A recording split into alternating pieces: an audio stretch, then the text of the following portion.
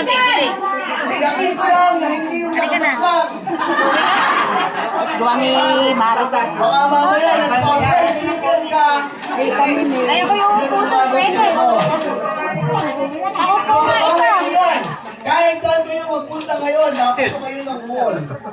Hindi nila kaagad kung ano doon. Halika yun. Kasi, ang sabi ng mga eksperto, kung dito nito, pwedeng mangyari anytime. Walang babala. Ano po? So, dapat alam nyo, dapat alam din ng inyong pamilya.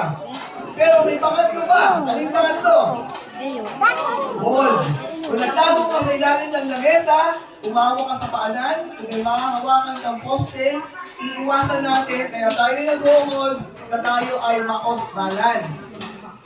Kasi, dapat alerto ka habang lumilingkod. Hindi rin pumipikit.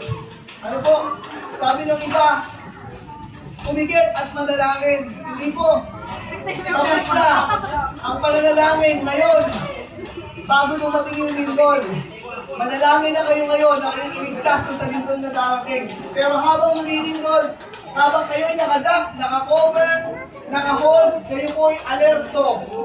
Kasi hindi niyo alam kung ano yung mga posibleng mga magbagsakan. Ano po? Nasa gilid kayo ng dingding, posibleng yung dingding ay matumba.